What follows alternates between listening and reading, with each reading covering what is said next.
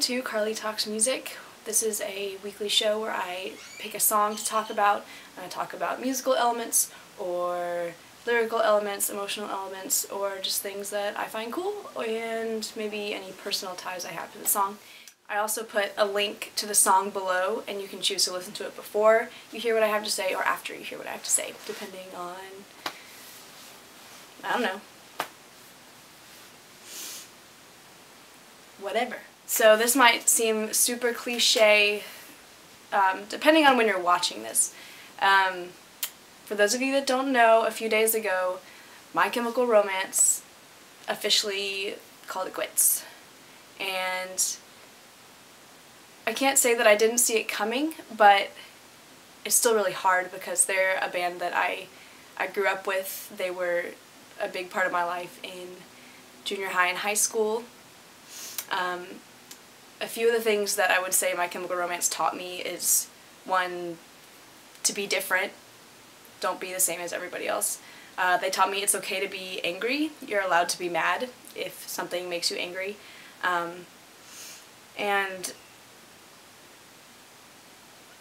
it's hard to say. I feel like My Chem kind of tugs on your heartstrings in a different way than most bands, but at the same time it's hard to find the words to describe that type of feeling.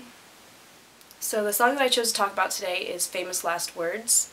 It's off of their album The Black Parade that came out in 2006. So I was like a freshman going on sophomore in high school when this came out, and now I'm a senior in college. Oh my god. Okay, so it might seem a little cliche that I chose this because, you know, the band ended and then you choose the song Famous Last Words, but if you haven't heard this song, it's a really powerful, powerful song, very powerful message. And of course you can interpret it in any way you want to, but I'll just tell you how I interpret it. I feel like I could get really emotional talking about this song. I wrote down a few notes, but I'm wondering if it's even worth it because this song, combined with the fact that I probably won't ever get to see them perform this live unless they do some, like live again, unless they do some reunion tour, whenever, or something. But this song is, to me, it's all about being an anthem for the lost. I feel like this song kind of helps you power through the times when you're feeling like you're angry or pissed off or sad, or you think that you're not going to go on, but the whole time the song is saying, I'm not afraid to keep on living, I'm not afraid to walk this world alone, and things like that. And it's Gerard Way's vocal quality. If you watch some of the live performances, it is super raw, and he just does whatever the fuck he wants to. But in this song in particular, I feel like he pushes the boundaries a little bit because he does get really high, he does sing really high, where he says, you know, asleep or dead. And I actually, this is gonna seem really stupid, but I was like, what note is that? Like, why does it feel like that note is so piercing? You know, to me it seems like it's very piercing through the music and through your yeah, oh my gosh, I can't speak. I feel like that note is very piercing in the music, and so I found it on my keyboard and it's a C. And to those of you that have been in music theory and things like that, when you think of C, you think of the key of C, and you think no sharps, no flats. And I had a music theory teacher that used to say that being in the key of C is being in the, like C major is being in the key of the people.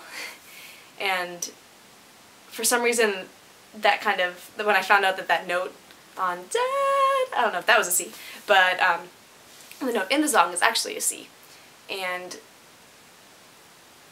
it's interesting because my teacher called it the key of the people, and I feel like this song can relate to anybody because, I mean, unless you're someone that doesn't go through hard times, I mean, good for you, but, I mean, the rest of us do. So, it put two and two together just from one little note, you know? My favorite part of this song is the bridge towards the end, because that's when there's not really a build-up, I would say, but it's like everything kind of comes together. And what's really neat about this song too is it's the last on the album, obviously Famous Last Words, I'm blabbing so much, but it's just because the song means a lot to me, especially now that the band is no longer. I don't want to get emotional, but sorry about my blabbing. It's just, this is a really powerful song to me. Maybe so, like I was saying, the bridge is very, because first of all, it just starts out with, you know, some muted chords on the guitar and Gerard singing. Then everyone comes in and it's this big spectacle of instruments and vocals, and Gerard is, at least in this song, he's singing over himself in the sense that he recorded something and then recorded something else, and then it's like on top of each other. So like he's singing the chorus, "I am not afraid to keep on living, I'm not afraid to walk this world alone, keeping on going, blah blah blah," and then the still "asleep or dead." And if I urge you to go find a live video of this, because he can hold that note for a really long time, and it's super cool. The guitar solo in this is also very powerful and very, you want to headbang, you want to bounce, you want to jump. And that leads you into, you know, the next chorus or the next verse, usually. And there's also some, if you listen carefully, some organ-like synth type things in the background in the beginning, like during the first verse. It's very different because I feel like you don't hear really any organ type sounds in rock music very often. Thanks for watching. If you have a moment, check out my website, carlytalksmusic.com, or check me out on Twitter at carlytalksmusic. Just please go listen to the song. If you're having a shitty day, or you don't know what you're doing, take a few minutes and listen to this song, and even if things don't get solved, you'll feel better for a little bit. And sometimes that's all you need, is to feel better for a little bit. And this song definitely gives you that. Thanks again for watching.